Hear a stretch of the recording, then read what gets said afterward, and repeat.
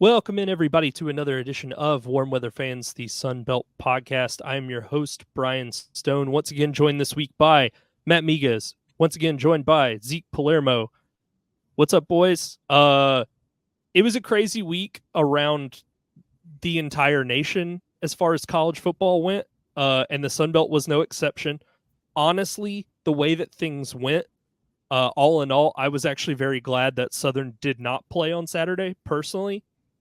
Just because there was so many wacky things that happened. I mean, they could have blown a lead to, Northwestern State or whoever it was that South Alabama beat by 7 points a couple weeks ago. So yeah, I enjoyed watching a lot of the games, but yeah, it was a crazy week all in all. But Zeke, how's it going? And then you can throw it over to Matt. I'm doing pretty well. I'm in the same boat. I'm glad Georgia State didn't play because it freed me up to watch some of the other. Although I'm gonna just cut it straight. If State was playing at the same time as Bama Vandy, like I don't care how close that game is. You're cutting over to that game regardless.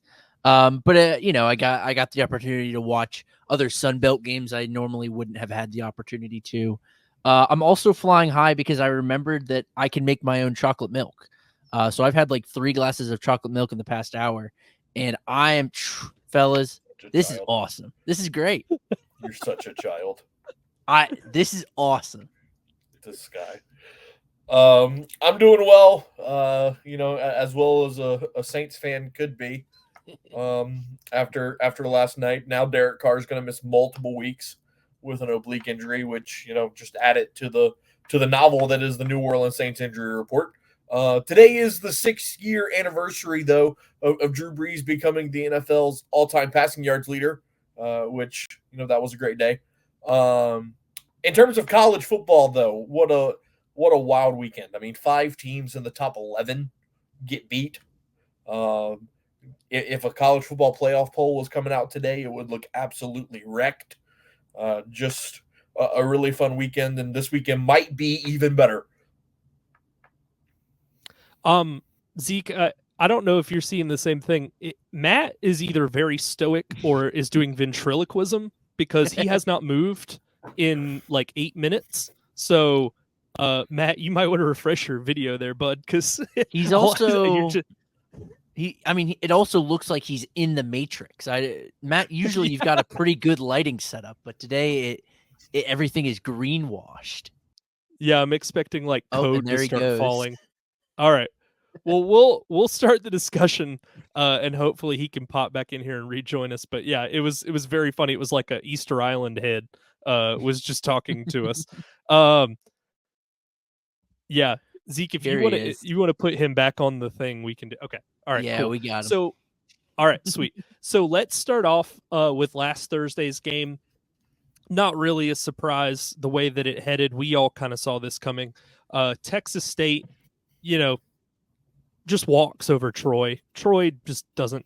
They don't have the contributors on the offensive side of the ball to even begin to kind of scare a team like Texas State. And Texas State was up 28-10 at half. They were up 14-0 in the first quarter. Jordan McLeod tore them up through the air, 20 of 29, 252 yards, 3 scores. Yeah, I mean, this one, it kind of encapsulates all of the issues that Troy has, which is their defense is not anywhere close to where it has been the last couple of years. And offensively, kind of the same deal, but I would say, honestly, to a greater extent, because they are having trouble scoring 3 touchdowns each week. And again, we've talked about their issues. Their offense is just frankly not that exciting to watch. Their head coach is very risk-averse, which is a bad combination when you also don't really try to do anything outside of kind of the box offensively. So, yeah, I mean, I hate to say it, but, Troy doing exactly kind of what we anticipated. Mm-hmm. They got a pretty good performance out of Tucker Kilcrease, which I thought was interesting. Still trying to Goose Crowder can't stay healthy for more than 2 games in a row. But I think that's something they can take away from this game, is that he went 17 for 28, 249, 2 touchdowns, no interceptions. I'm curious to see if they ride that hot hot being a very loose term Relative.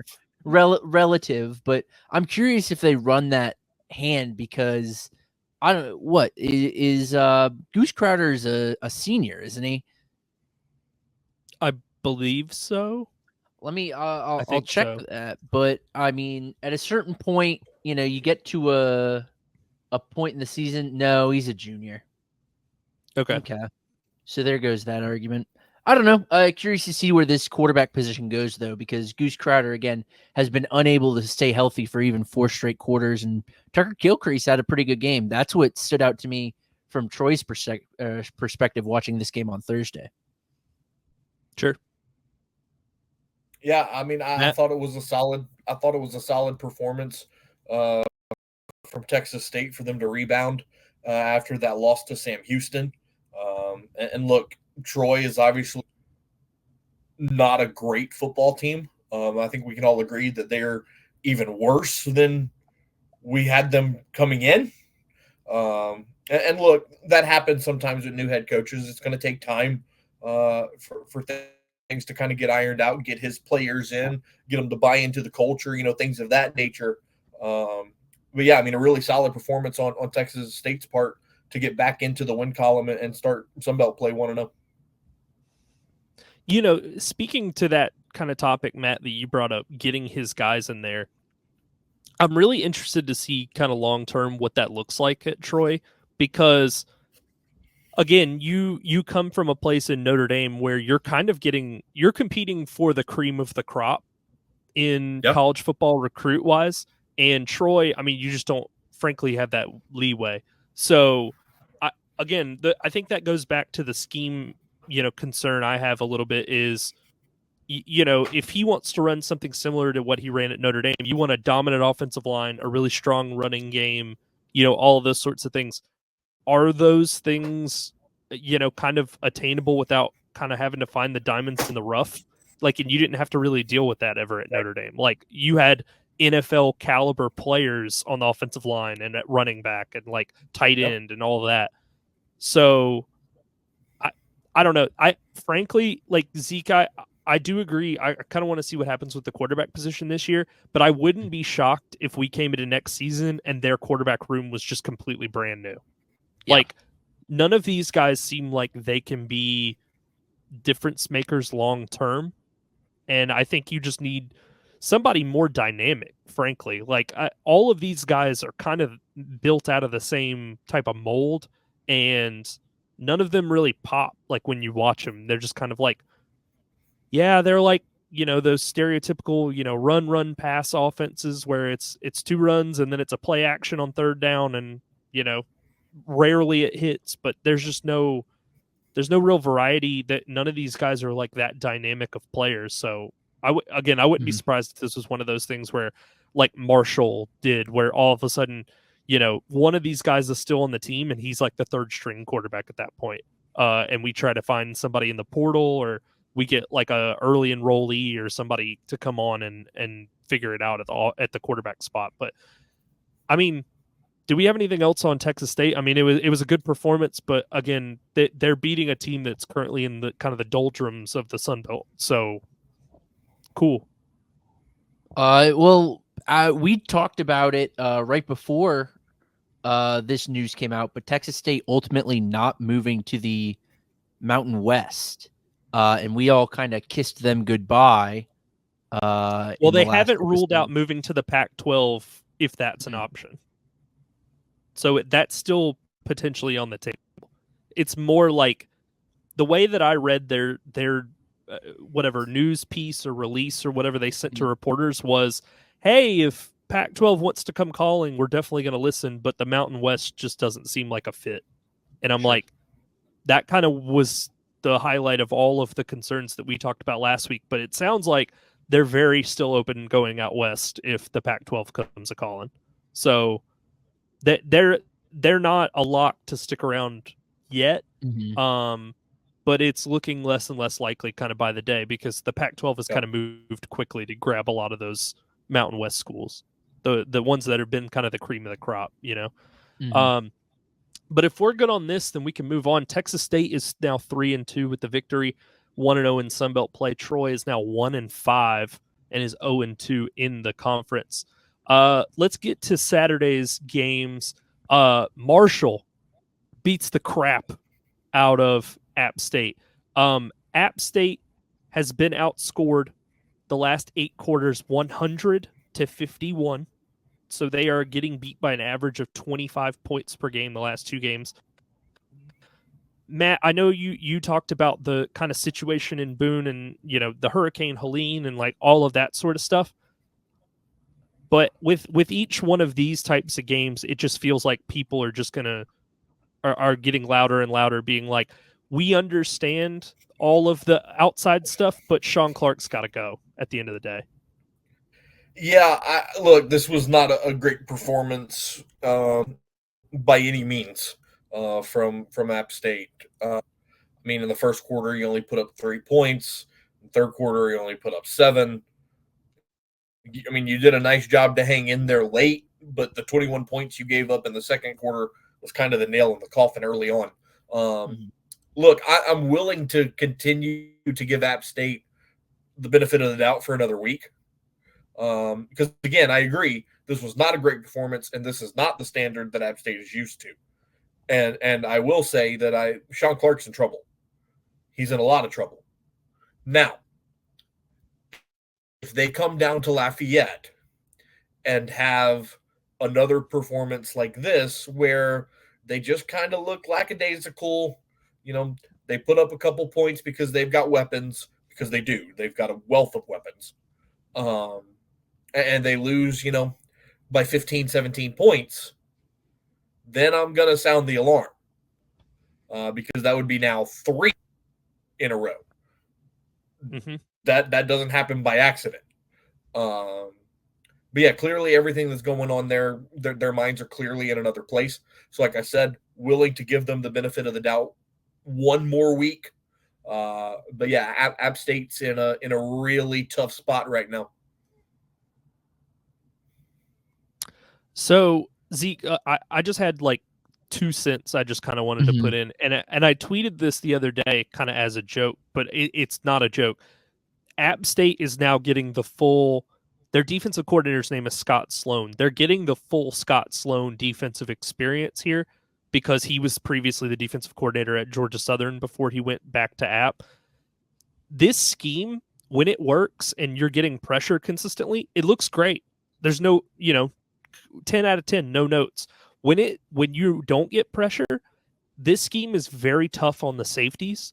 And one of the complaints that I often had before he left, when he used to coach under Lunsford, was our guys deep in the secondary just look lost at times. And now you're kind of seeing, the chickens come home to roost a little bit, where those safeties in the deep third or whatever of the field get lost a lot. And it makes it very difficult when you also are having trouble stopping the run.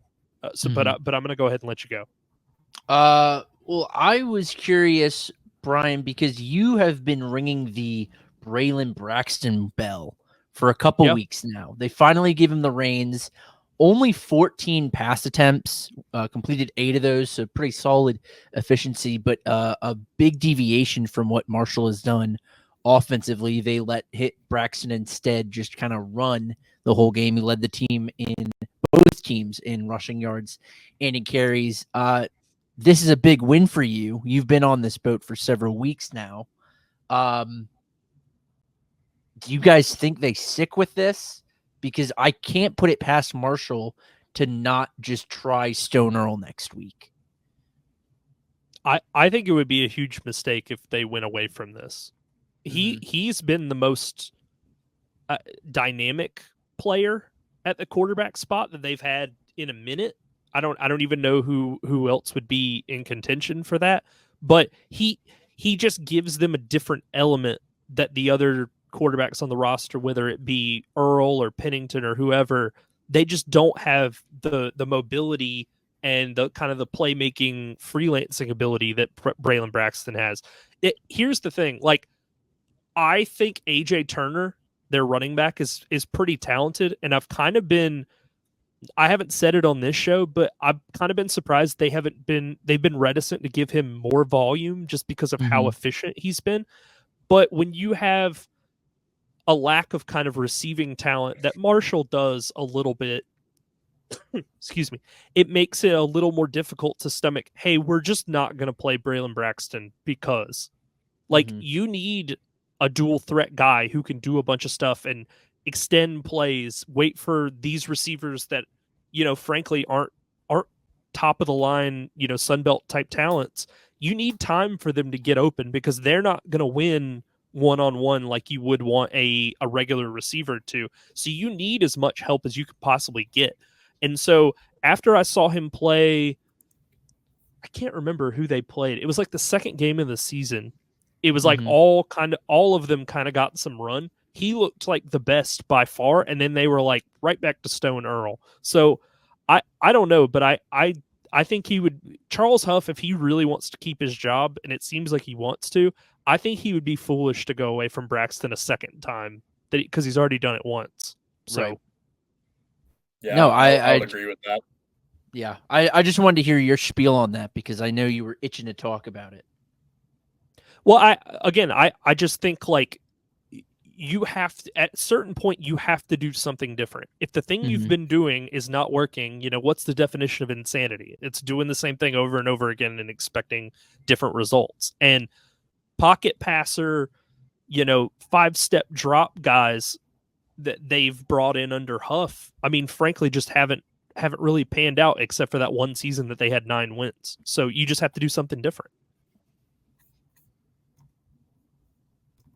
So, I mean, Zeke, I want to get your take on Shawn Clark. Where do you kind of stand on him? Are you still a wait and see? Because I'm not an App fan, so I have no skin in the game. But if I was an App fan, I would be like, I understand with the hurricane stuff, but like this started before that. Like the South Alabama game preempted that. So like we can't just sweep everything under the rug of it was the hurricane for us. Like I said last week that I had I think I established that I had a shorter temper than both of you with him. And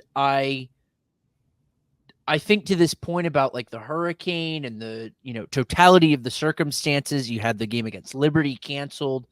I understand like an argument to be had about not doing it quite yet, but you need a real big turnaround when they play at Louisiana, which I don't foresee happening. I don't either. Like when you get into the end of October, they play Georgia State. The week after that, play Old Dominion. Like those are games where Shawn Clark could feasibly, save his job or something to that effect. But I worry it'll have been too late in the season.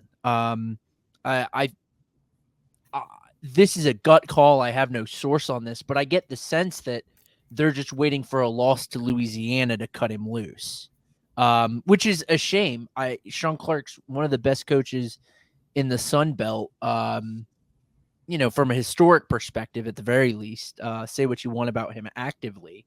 But as I said last week, like he hasn't done enough for what this program should be able to do, what this program has done in the past. And so it's just a matter of time whether they wait out the contract or cut him loose. So I don't know. I understand why you don't do it quite yet, but time's running out. I don't remember the exact number, but somebody posted what his buyout would be if he was fired this year, and I think it's close to $1 million. So I don't know sort of where the App State athletic department's financials sit today, but I think his buyout's kind of significant because didn't they just extend him like recently-ish? Right. It's been in kind of the last year or two. So it's not I think it was 22. It was a couple years from at this point, but it within the grand scheme of things, relatively recent. It wasn't like it was pre-COVID or something. Yeah. So I'm looking. I'm not seeing $1 million number again as I just quickly search this. I'm seeing in the $500,000 range. But again, I'm just okay. kind of quickly glancing. I'm not gonna say that with certainty. I guess the Twitter. So I just searched his name after this game because I was wondering if people were willing to kind of give him. No, I wanted to see if people were kind of on the Matt side of things, and I don't even mean that like in a mean way or whatever. I just legitimately kind of wanted to see where everybody stood with the hurricane stuff with him, and all of them. The sentiment that I saw was basically, "Hey, yeah, this was really unfortunate. This happened to us, but we can't tolerate this level of play any longer. Like you're doing damage to the App State brand by keeping him around." So I don't know. Like it's going to really be hard to stomach 2-4 potentially 2-4 0-3 in the Sun Belt, last place in the East. If that happens this weekend, yeah, I think you have to make a move like on Sunday. Like I just simply don't think there's any. I don't think there's any spin you can put on, hey guys, this season's just going to be a wash and he's going to be back next year. Like I just think that's really difficult. And this is Joey Aguilar's I think last season, right? So you're going to have to start over at quarterback again. He is a senior. So I mean that just seems like a perfect kind of chance to break and be like, hey, next year we start off with a new head coach, new quarterback. Just start fresh, kind of wipe the slate clean, and go from there. I think is like the best possible outcome for them. So I can't find anything on his buyout, but I did find that he made $925,000 last year. I don't know. I just saw somebody tweet that. Like I don't. Sure. I didn't know if that was correct or not.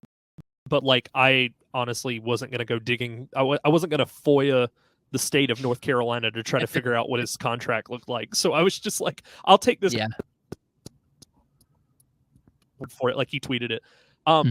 But we talked about it. Braxton, 15 carries, 140 yards, 2 touchdowns. He scored 5 touchdowns in total.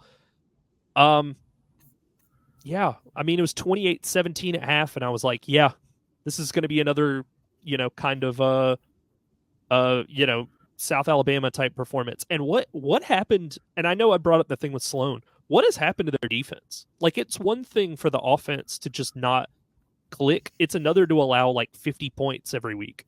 Like, what? I don't understand what went wrong there. Did they get a coordinator change? I don't think so. Because they lost a fair bit of talent. Second, third, maybe from a defensive perspective to probably James Madison and Troy. But Marshall lost a lot of that production that they had last year. And I would imagine it's just. We talking about App? Oh, I couldn't tell which team you were talking about. But I was talking about Marshall because I feel like Marshall has lost a ton of defensive. What's wrong with App State's defense? I don't know. They just suck. There you have it. It's putting it as simply as you possibly could. Well, if we're good on this one, Marshall is now 3-2 this season, 1-0 in the conference. Again, App 2-3.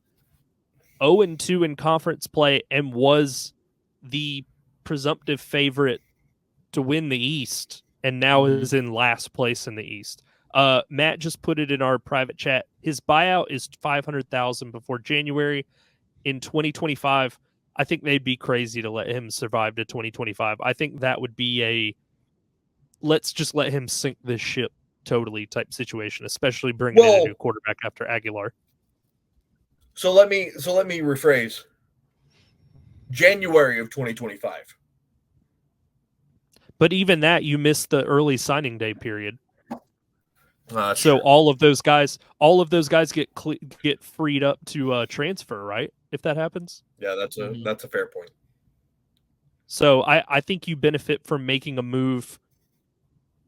It doesn't have to be like immediately, but like sooner than later, you need to get on the search for your next head coach so that these recruits that he's currently talking to or have already committed know who that's going to be and kind of know where they stand with that new guy and there's not just like a mass exodus immediately after signing day. But yeah, I think they would just kind of eat the extra $250K just to kind of stick around with some of these players. But yeah, this has been a rough season for App, both on and off the field. And, again, we feel for the people that were affected by the hurricane, but football wise, it's just the results have just not been there.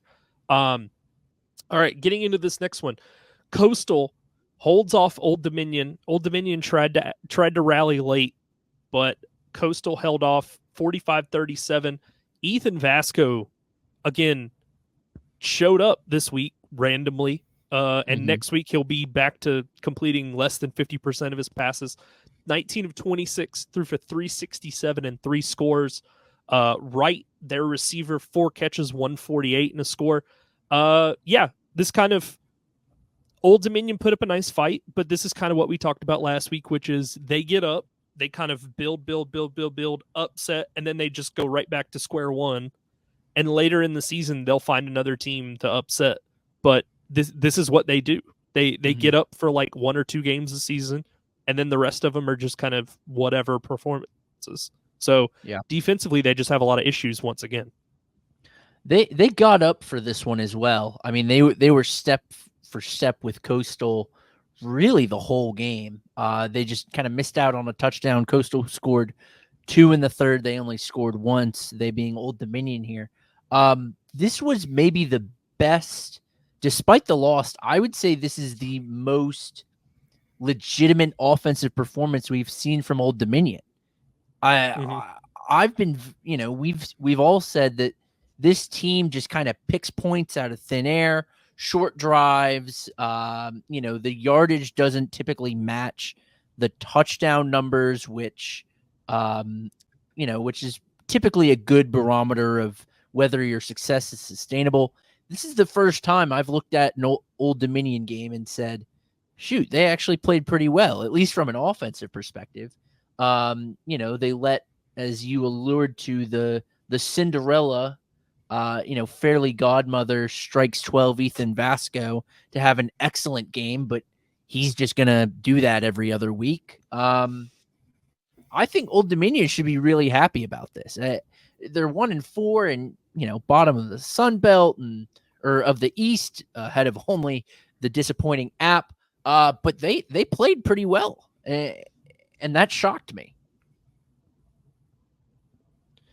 The issue that I have is there's never any guarantee that they're going to capitalize on like 2 strong performances. You know what I mean? Like that's always the drawback for me is, okay, they've had 2 really good performances back to back, but how shocked would you be on a scale of 1 to 10 if next week they came out and put up 16 points in their next game?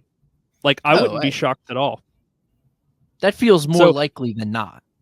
Right. So that's kind of what I mean is like a normal team, improves each week, and Old Dominion will go from, point A to point Z faster than your head can turn, and we're back to square one with them. So that's always been my issue. Is Ricky Ronnie's job on the line? I don't know, because they seem fine regardless of the results. So how could you tell? Right. That's what I'm kind of asking. I can't get a vibe, so I didn't know if either of you had any kind of thought on that, because I feel like it probably should be. But like you said, I think they're okay with just competing. In 3 seasons, he'd made 2 bowl games, which, again, like we've said, that's good enough for Old Dominion. I'm sure Old Dominion fans let us know, but that's kind of good enough for Old Dominion, making 2 bowls in 3 years. If he can get out to 4 or 5 wins, which, looking at the rest of the schedule, doesn't feel absolutely absurdly out of the question. I think he's at the very least not fired. Whether he's safe or, not on the hot seat, that's a different concern. But, I think at this point it's not as imminent as Shawn Clark, which is funny to say because they've won less games. I get the vibe, and I don't know that I can say this about another team in the Sun Belt, they're the only team that I'm aware of that has zero expectations. Like they're fine with whatever they receive. Mm-hmm. Like I've never heard anybody say, hey, we expect to be better than this. I've never heard anybody say they're disappointed in like the overall results. And Zeke, I know what you were saying about the bowl game, but they've never been, and they've only been in the Sun Belt for a couple seasons, but they've never been within striking distance of being in the title game in the East. Like you're always middling to bad. So they always just kind of seem like, yeah, whatever we get, we're happy. We're happy to be playing football on Saturdays is the vibe that I kind of get. So if you're happy with that, and Zeke, like you said, if you're happy being, in 1-score games, but you're 1-4 and you just want to be competitive, fine. Let it, and I'm not knocking them, but even ULM last year was like, hey, Terry Bowden, enough's enough. And we're not a good football team historically, but enough's enough. And Old Dominion just kind of seems like, yeah, as long as we're not getting blown out 12 straight weeks in a row, like we're cool. So, to each their own, I guess. I guess. Like I remember when we did our Old Dominion preview, we have one very passionate Old Dominion fan for sure that listens to this, and he was very upset by the way that we kind of categorized the team, mostly because apparently one of the games they played last year, we got the scores flipped. What the horror.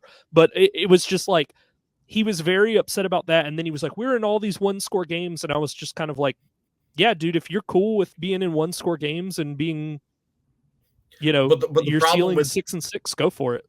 But the problem with constantly being in 1-score games is that 9 times out of 10 they don't win them. Mm-hmm. Right.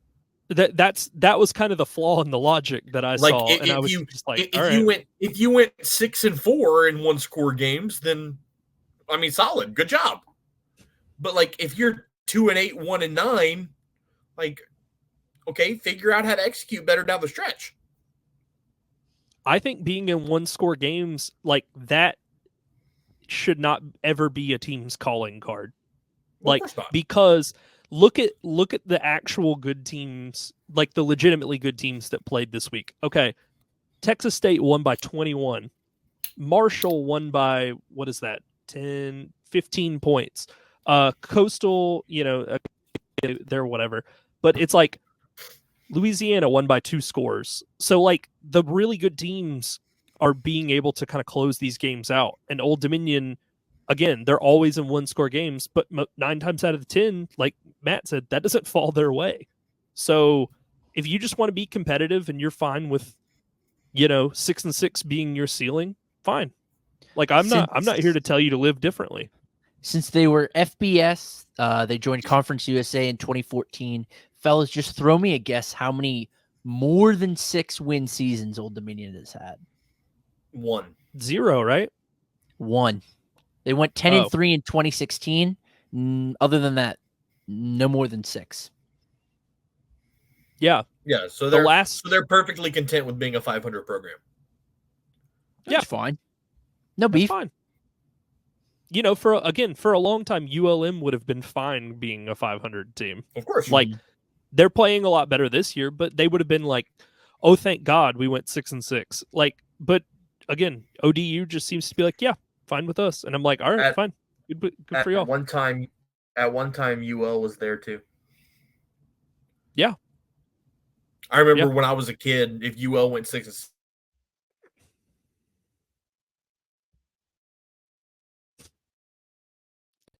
He's gone.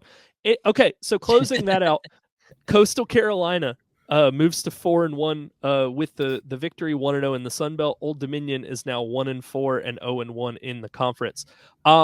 This next one here, I'm gonna be totally honest with you guys, and I don't know. No, it's South Alabama, Arkansas State. Man, yeah, sorry. I know. That's what I'm happy about. Okay, so I'm gonna be totally honest with you guys. I don't know if this goes against my journalistic integrity or whatever. I watched the first half of this one and I switched games because I was bored out of my mind. This was so boring. Neither one of these teams could convert on 3rd down. I think each of them finished worse than 40% on 3rd down. So it was like if it got to 3rd down, there was a punt coming the next play. It was just they would move down the field, and then they would get right outside of field goal range and have to punt. That was how both teams played. And I Look, was just bro, like, this is so boring, dude. it doesn't matter because at the end of the day, Sunbelt quarterback god Jalen Raynor got back to doing Jalen Raynor things. Threw for 345, my apologies, 172 of those yards to Corey Rucker. And with this win, proves my point from the beginning of the season. Arkansas State and Texas State have the same exact record. So eat it, Zeke. Bro, they scored 18 points. What do you want me to eat? Winners win, baby. It doesn't matter how many points you score. You scored more than the other team. All right. Yeah, I wasn't the biggest doubter of Arkansas State. Now, I will say the one thing I do want to give them credit for, they did get stops defensively, and that was the big concern that I had coming into this one. And the reason I took South Alabama was I was like, this team historically does not get stops defensively. So that was my big issue. They actually did very good job containing like Gio Lopez and all of those guys, Fluff Bothwell, but like, and keeping them out of the end zone, particularly because, again, they were coming off of a performance where they put up, 48 against App State the week before. So, I mean, this could have easily went south in that same direction. But I flipped it over to James Madison ULM because I was bored out of my mind. I can only watch two teams punt so many times, and it wasn't even like, oh, man, this is a really fun, like, intense defensive matchup. I was just like, both of these teams can't convert on third down. It was 6-3 at half. Yeah, I couldn't do it, dude. I tried. The game started punt, field goal, interception, punt, turnover on downs, field goal was the first half. I don't blame you. This was not an exciting watch, except it kind of was because Gio Lopez played very well. Jalen Raynor played very well. But like as you just said, Brian, the whole shtick was neither of these teams could convert on third down, which long-term gives me worry. Jalen Raynor, as good as he is not going to complete 30 of 39 every week. He's not going to go for 350 every week. He's going to hang in the high twos. He's going to play exceptionally, but that inability comes down to an inability to run the ball from Arkansas State. Was very unimpressed by that. South Alabama, on the other hand, did run the ball well. They just, for whatever reason, couldn't convert.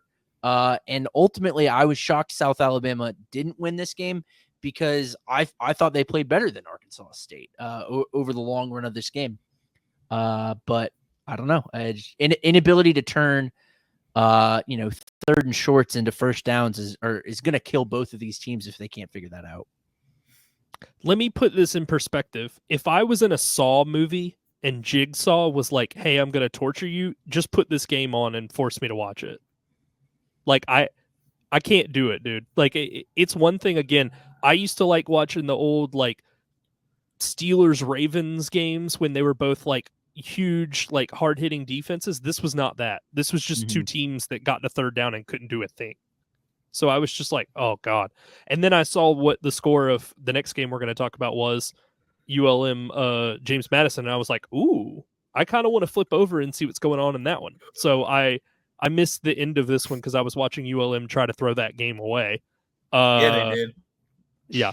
But, again, Arkansas State played well defensively, forced a bunch of third and 3 and outs or whatnot, forced South Alabama to punt a bunch, and they ended up grinding out a win, which is not very typical of the Butch Jones Arkansas State teams thus far. So this is a real kind of change of script for them. But so Arkansas State with the victory is now 3-2, 1-0 in the Sun Belt. South Alabama is 2-4 and 1-1 in the conference. And then let's talk about it now. UL Monroe, 4-1 UL Monroe, whose only loss is to the number 2 team in the country in or I guess number 1 now, Texas. Their defense is for real.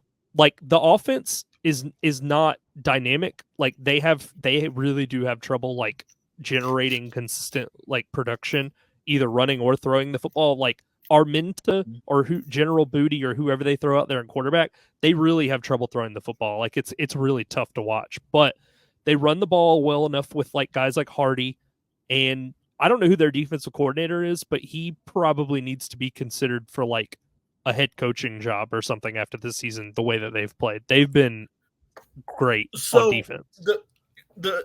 And I'm joking here, but ULM fans are probably sitting here saying stop the count. Because why not? Well, because if you take a look at the Sun Belt standings, if the season ended today, Monroe would be representing the Western Division of the Sun Belt Conference Championship game. Mm-hmm.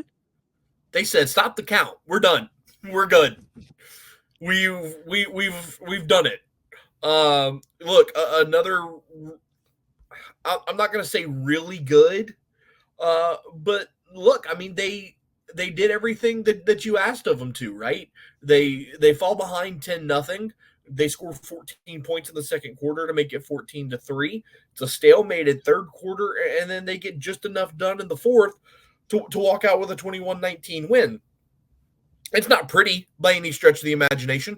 The stats aren't going to wow you, but now we're sitting here saying, Christ almighty, ULM's 4-1. They just beat JMU. And now, no, go ahead. Go ahead. All I was going to add was Alonzo Barnett came back to earth finally. Like he was playing out of his mind against UNC and stuff and Ball State, but he finally faced a defense that was semi-competent. And now it's like, hey, guess what? I completed less than half of my passes. Hey, I threw, a bunch of really errant balls that like shouldn't have probably even have been attempted, but I did it anyway. So, again, but credit to ULM's defense because they forced those things to happen. And you know what's crazy talking about ULM and the start that they're off to? If you look at the rest of their schedule, like there is a legitimate possibility that ULM wins 8 games. Yeah. Like a legitimate possibility that they win 8 games. I mean, Southern Miss, they might beat Southern Miss at home this weekend. So that's 5. You go on the road to South. Will. You go on the road to South. Who knows? Who knows? Very plausible. Marshall, that's a winnable game. That's a coin flip to me. Depending on which Marshall team shows up. Texas State's probably going to beat you. Probably. But I don't. Here's the thing with the Texas State game. I do think Texas State will ultimately win, but I do not think it's going to be pretty or easy for the Bobcats. They're going to make them earn it the whole time. Do we think that Auburn beats ULM? Yes. I think ULM beats Auburn. There's some issues on the plains right now. They look Y'all really thought I was bad. kidding last week. I was not. I was kind of kidding. I wasn't really, though. They look really bad. And then you've got Arkansas State and Louisiana. Out of those last 7 games, like, again, and I have to say it again to wrap my mind around it as a longtime Cajuns fan that has watched ULM be in the dungeon. There's a legitimate chance Monroe wins 8 games. Matt, can I ask you a question that actually kind of transitions into a question I wanted to ask? Let's say, for sake of argument, for some reason, like I just want to set this up. I haven't gone through everybody's schedule and parsed out the wins and the losses. Let's say ULM and UL have identical West records at the end of the season, and the winner of that game, I don't know. Let's just hypothetically say it's determined who goes to the Sun Belt title game representing the West based on the results of that game. What is your worry level on a scale of 1 to 10 now, having seen ULM through 5 games? 9. Damn. 9. Damn. Look, I'm the type of I have seen the ULM rivalry game. And look, there are some Cajuns fans that will sit here and say that it's not a rivalry. It is. It just is. It's 2 teams that have been in the same conference for a long time. And I get the whole, well, you got to be competitive to be a rival. I get that. there's some bad blood between these two schools. There just is. I have seen this game go sideways one too many times. I mean, 3 years ago, 2020, the year before the Cajuns won it all.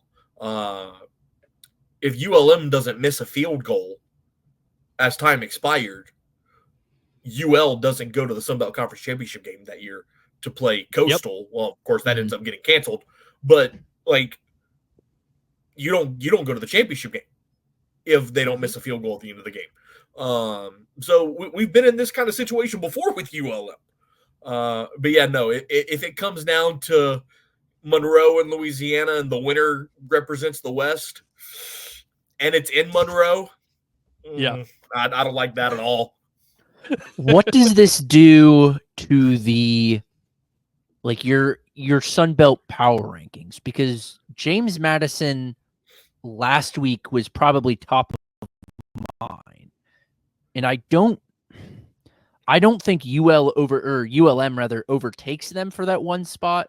But who are your top 3 teams right now from a power ranking perspective? Because this shakes it up. I would have to say Louisiana 1.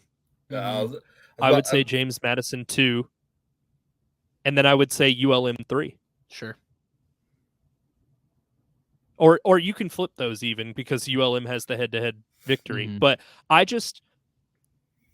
it didn't really get exposed in this game. But one of the things we talked about last week was JMU's defense could be a real problem for them, like when it comes time.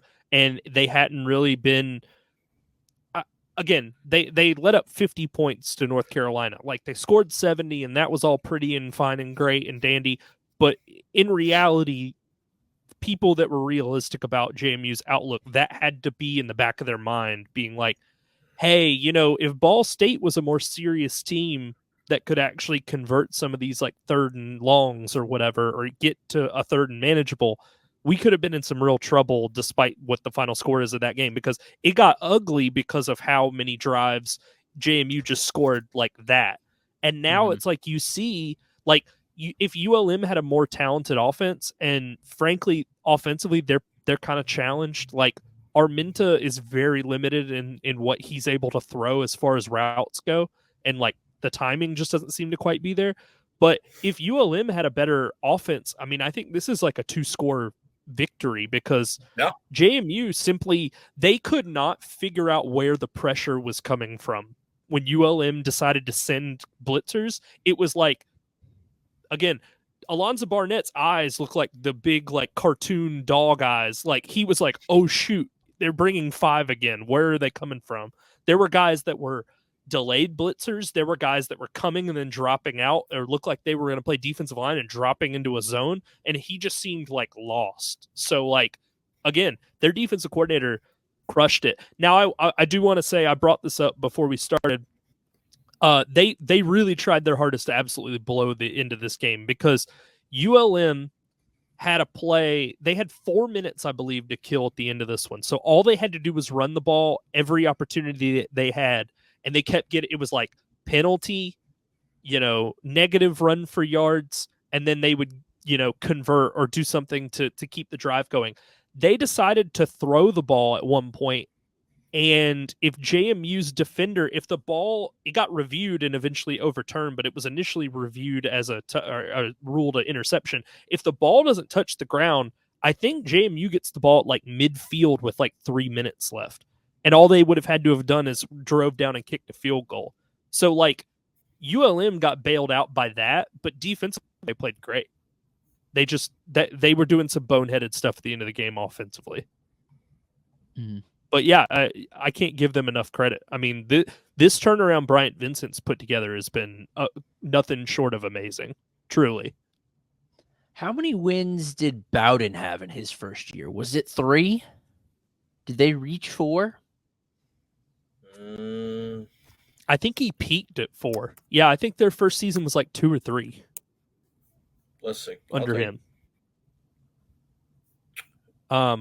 They had 4 in the first game, or first year under Bowden. Okay. Which, mind you, they were coming from 0-10 the year before. In 21 and in 11. 21 and 22, they won 4 games in both of those seasons. Okay. Right.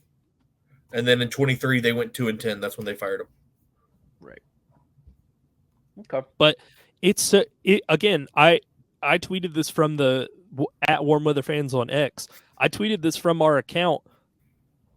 Should they be like receiving votes, like in the top 25? Their only losses to the number one. Their only losses to the number 1 team in the country. No, but you got to think about where they started. They probably started in the 120s. I hate the preseason shit, dude. Like it's the worst. I mean, like, I agree.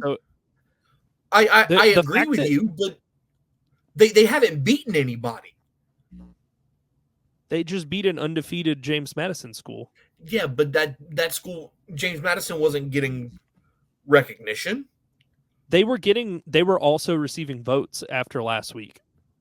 I mean, all I'm saying is I didn't say that put them at 25. I just said, should they also be receiving votes?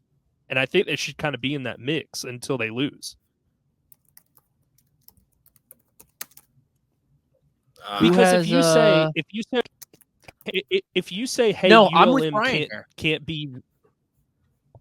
If you say ULM can't be receiving votes, my issue is, okay, then no Sunbelt team should, because it's not like they're in the SEC and they get to play Georgia and Alabama and Texas every week. Like, they played one ranked team. They probably don't play another this year, so they don't have a chance to make up, that ground.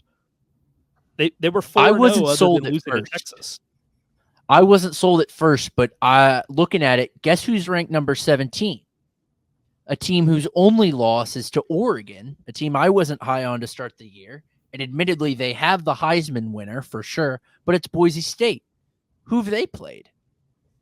Their only loss is to Oregon, which is ranked lower than Texas. I was not sold on this argument at first. But they only lost to Oregon by 2. That is the argument, yeah. But I'm not advocating that they put them in the top 25. I'm just saying, like, at the end of also receiving votes, they should be at the very end of that list. Like, if you mapped it out past 25, they should be like 38th or something. Mm-hmm. But they should kind of be in that mix a little bit. Like, they're not as good as the service academy schools, which should probably both be ranked, but they're right at the tail end of that kind of group, because again, their only losses to the number 1 team in the country. Like, other than that, I don't know. So, but yeah, no, great win for ULM. Brian Vincent's been basically a miracle worker for them. So they are now 4-1 and 2-0 in Sunbelt play, sitting atop the West. James Madison is now 4-1 and 0-1 in the conference. Getting into this last one here. So Matt, Louisiana beats Southern Miss 23-13. I was keeping up with this on like the game cast, but I wasn't watching it obviously because I knew you'd be on top of it. I have to ask, was UL just having trouble like ripping off big plays? Because it seemed like every time they had the ball, it was like the drives were just incremental, like down the field. There wasn't like a, hey, this is a 78-yard touchdown pass or something, a big throw down the field. It was kind of like, we're marching every time, but it's just methodical. It's not like ripping off big plays. Yeah, no, they didn't really rip off big plays at all on Saturday night. It was very, methodical, run the clock. I mean, they dominated the time of possession, 41-18. Seriously, 41-18. 41-35 to 18-25. That is obscene. Yeah, just absolutely dominated the time of possession. I mean, you had 1, 2, 3 scoring drives that were 5 minutes or longer. Just absolutely did whatever you wanted. And I don't think that it was so much of a inability to get big plays. I think the game went exactly how they kind of planned it to. I mean, Southern Miss got some stops. Don't get me wrong. That they were able to get some get our running backs to the ground. And I think they did a good job of downfield coverage. But I think if the Cajuns would have, called shot plays, that they could have gotten some deep balls. But look, in the end, I think that this game went, pretty well. Ben Woldridge was phenomenal again. Draylon Washington coming out finally this season was nice to see. Ben looked a little nicked up late in the game. There was a shot of him on the sidelines kind of messing with his shoulder. We'll see, if that comes of anything. But look, the biggest thing with the Cajuns, and I'd love to hear y'all's thoughts on this, I'm ready for them to play a complimentary football game. Mm-hmm. And what I mean by that is you have games where the offense plays really well, and you have games where the defense plays really well. Mm-hmm. I'm ready to see them have a game where they both play solid. Right? Right. I was disappointed that they were unable to put this game away sooner. I hear what you're saying about like this not necessarily being a game where the game plan was to go out and hang 40 on a really bad Southern Miss team. But I anticipated this to look a lot more like the Kennesaw State game or the Grambling game. Southern Miss is definitely not Grambling, but is flirting with the same tier as still winless as an FBS team, Kennesaw State, than it is with like Wake Forest. So I think that was my biggest disappointment was like of all the games you're going to play all year, of all the conference games, Southern Miss should be the biggest beat up that you have on the schedule. And regardless of game plan, I think that was disappointing. Am I looking too far into that, Matt? No, I don't think that you are. Because I think largely from a fan perspective, that was also the expectation. Sure. Go to Hattiesburg, beat them up. Work out some kinks offensively, and then see where this kind of stretch run of really tough Sunbelt games takes you. And look, before we move on from this game, I really want to give a shout out to Cam Whitfield, junior linebacker. He had a 3-sack game last year against South Alabama that got him Sunbelt Defensive Player of the Week. He once again was named Sunbelt Defensive Player of the Week this week after getting 4 sacks in Hattiesburg on Saturday night. 6 total tackles, 4 sacks. Just a dominant performance again from Cam. So I had to shout that out because God, how many times do you see a 4-sack game? Matt, I actually wanted to take an opportunity to kind of answer your question. I mean, from my perspective about the complimentary football thing, I think they certainly have that in them, and I think that once they kind of put the pieces together, they're going to be a really good football team.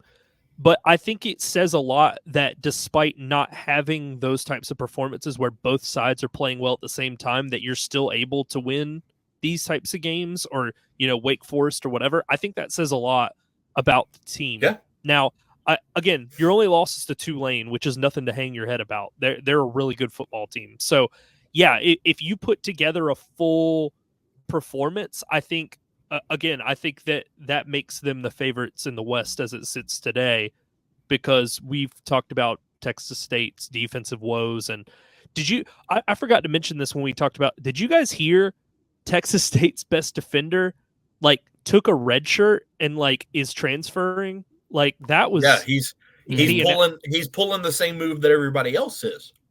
Ben Bell had 10 sacks last year, and he had 3 to start the season already this year. And he said, you know what?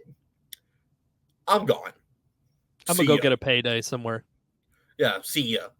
I'm going to go work out on my own, take a red shirt. I'll transfer in the offseason. I'll see you later. I'll see what P4 comes calling. Yikes. Did you guys read the story about this proposal for a 70-team Yeah, division Yeah. that's going to College save football- everybody except for college half of the football- FBS. college football is dead as we know it. Yeah. You're screwed, man. As a doornail. College football is dead as we know it. But hey, look, keep stacking that paper, baby. That's all that matters. That's all that matters. Hey, also, both of you guys on this game, the last little note, I checked in, I think I want to say early second quarter, mid second quarter ish to see how both teams were performing.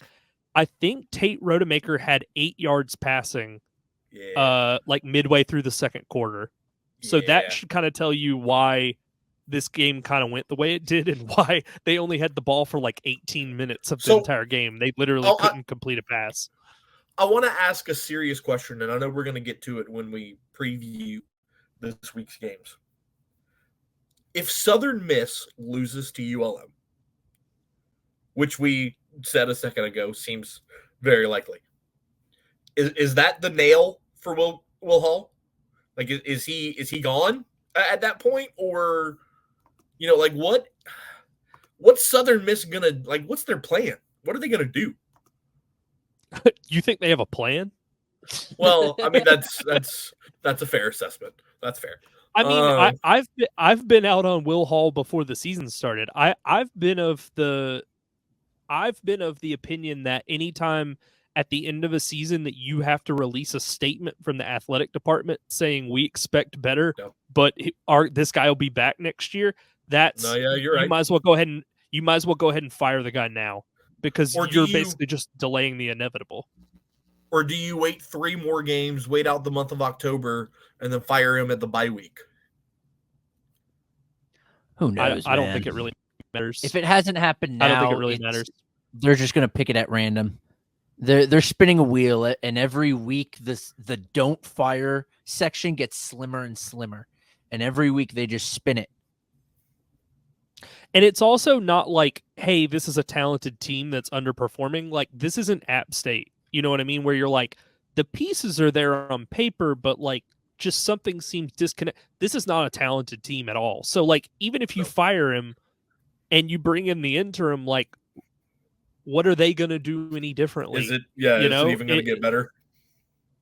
Yeah, no, because it's like you still can't throw the ball, and you lost your best weapon offensively in the draft last year, and he's not coming back. And defensively, I mean, you're still getting gashed, and you can't get stopped. So at the end of the day, like, yeah, I guess you fire him at the bye week and get a jump on looking at potential candidates. And I think that both from like kind of a monetary perspective and for like the good of the football team, I think they need to look at FCS head coaches that are really performing right now. But I don't think anything's going to fundamentally change if or when you what point in the season you fire him, whether it be after the last game or during the bye week. Like, nothing's going to change. This team's going to win like one football game this season. So, but so Brian, the stat you were talking about, I've just been looking. Rodemaker started the game 10 for 10, but after one quarter, he had 8 total yards. Right. Yeah. That's what I mean is like he literally can't push the ball further than the line of scrimmage. Like it's insane. 5 for 11 on passes beyond 5 yards. But 11 for 12 within 5. He was exceptional in short situations. Yeah, because they're going to let you have that all day. Oh, yeah. They do not care. Louisiana's like, yeah, we'll come up and make the tackle, and then what? And then Southern Miss is like, I don't know, we're out. We fold. White flag. Yeah. It's like a guy in poker. He's like, I got a pair of 2s, and you're like, all right. And then you're like, what now? Cool, bro. I fold. All right. So let's get to week 7 here in the Sun Belt. We've got a Thursday night kick, which will be kicking off tonight as you're hearing this. Coastal Carolina, who's shockingly 4-1. I don't know if you guys are surprised by that as well. But they're 4-1. They're going to Harrisonburg to take on a James Madison team that's licking their wounds coming off of a loss to ULM, as we talked about. JMU is a 9.5 point home favorite, over under 60.5. Give me the over. At the very least, I know JMU scores points, and Coastal doesn't play a lot of defense. So, give me JMU. I think they're going to be pissed off after losing to Monroe, and Coastal Carolina is going to be the unfortunate victim. I like JMU here as well. Ethan Vasco's due for a bad game. JMU -9. he's had his quarterly good game, and now it's back to regularly scheduled programming, is what you're saying. Yep. Yeah. Yep. Week after next, he's bound for 250 on 70%. But hey, can I just say that in my dynasty mode on College Football 25, I'm in the year 2026, and I just played Clemson in my season opener. Ethan Vasco is the quarterback at Clemson in 2026. Things that will College never Football World. happen in the history of the world. No. Ethan Vasco leaving the Sun Belt. Just thought that was something worth sharing. All right. Starting on Saturday, 3:30, ESPN Plus. Old Dominion is traveling to Georgia State. Georgia State is a 1.5 point home favorite. Over under is 54.5. Give me Old Dominion. Like, I don't know. I'm confident. No, I don't feel good about either of these teams, to be quite frank. I mean, we talked about Georgia State last week when we were recapping the Southern State game, and Old Dominion could just as easily show up like I said earlier and score 16 points. So I don't feel good about either of these teams, but I'll just take Old Dominion and close my eyes and hope for the best, I guess. I'll take Georgia State. I like Georgia State here too, but this is about as close to a pick'em as you're going to get this week. Yeah, these two teams are very much on equal footing, despite one having a slightly better record than the other. 5:00, ESPN Plus. Southern Miss is traveling to Monroe to take on the ULM Warhawks. ULM is a 6.5 point home favorite. Over under is 41.5. I'm going to take ULM. I think the games that they've played very closely have been really good teams. Southern Miss is not that. As they say in Monroe, talons out, baby. Talons out, I suppose. ULM -6.5. All right. All on the same page. 7:00 here, ESPN Plus. Arkansas State is traveling to San Marcos to take on Texas State. Texas State is a 2-touchdown, 14-point home favorite. Over under is 63.5. That's a lot of points. It's a lot of points. You guys go. I need to think about this because I don't really love any side of this or the total at this point. Give me Arkansas State to cover.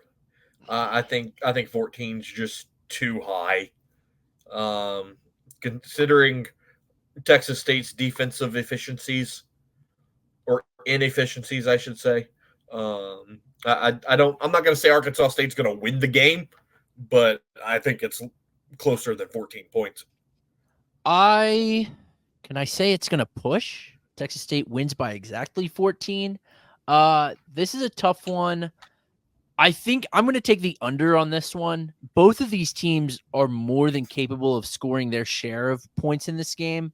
But we've seen from both of them that they are equally as likely to just drop dead and score 20 points and call it an evening. So give me the under because I feel like odds are one of them's bound to just kind of crap the bed. I can't wait till Arkansas State wins and I can come on here next week and just roast you. Hey, I can't wait. I mean, Matt would have you in like hell in a cell. Like it would be like you're not getting out. You're locked in. I'm far more just slam the door ready shut. For that. Yeah. Texas State has severed all emotional ties I have to that team. They did me far too dirty in the first couple of weeks of the season. So I will take it if I have to, but it's not going to be as emotionally distressing as it previously was. Matt's gonna be like, I'm not in here with you, you're in here with me. I'm gonna take the under I'm gonna take the under of 63.5 as well, just kind of for the same reason, Zeke. I have found that when these totals are super high and you expect both of these offenses to pop off is the second they don't. Like again, Arkansas State, South Alabama last week, I was like, wow, this is gonna be a shootout, and neither team can convert on third down. So There it is. So I'm gonna take the under. Also, Zeke, if you had taken Texas State and it would have pushed, that doesn't count as a loss. Just a heads up. So Okay. So just a heads up. This man's about to take a push every week. Well, they have to. Well, it has to be a solid number. Well, it has to be a solid number. If it's 13.5, you're going to get a result either way. That's true. All right, 7:30 ESPN Plus at Cajun Field. App State limps into Lafayette to take on Louisiana. Louisiana is a 10.5-point home favorite, over under 64.5. Matt, you were doing the Undertaker taunt before. I think Louisiana has Shawn Clark rest in peace after this game. I'm taking Louisiana. I think they crushed them, and the streak of, again, Undertaker, the streak of App State finding a way to lose bigly is going to continue. So I won't be covering this one, so it does not violate my journalistic integrity to give a pick here. Cajuns by 90. Let's freaking go, dude. Cajun Field is going to be rocking. App State hasn't been to Cajun Field since the if I'm correct here, since the championship game in 21. And so Cajun Field is going to be absolutely rocking Saturday night. The weather's supposed to be great. Cajun's big. I like that pick as well, but give me the under 64.5. I cannot fathom where those points are coming from. Like App State isn't going to go out and do what they did to UNC. No, but here's the thing. Consider that App State has given up 100 points over the last 2 weeks. That's the only counter that I have. Yeah. Give me the under. Consistency reigns supreme. Continuing with the Undertaker metaphor, Matt, this is a casket match, and Shawn Clark already has like his whole body in the casket, and he's just got his hand on the door trying to keep it from being shut on him. Yeah. Buried alive. All right. Last game of the night, 8:00. ESPNU. Georgia Southern's doing a whiteout for this game. They are. Not that means anything, but that's what they're doing. Is that not all Georgia Southern games? Huh? Look at their demographics.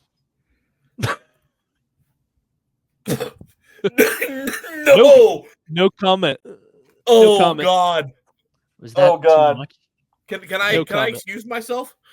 I feel like that was a pretty innocuous thing to say. I hope that didn't cross a line. No comment. Oh my God. Marshall is a 1.5-point road favorite, over under 61.5. I used to watch MMA, and I'm a big believer in the phrase "styles make fights." I think that Georgia Southern is a very bad matchup. Sorry, let me flip that around. I think Marshall is a bad matchup for Georgia Southern, so I'm going to take Marshall minus 1.5.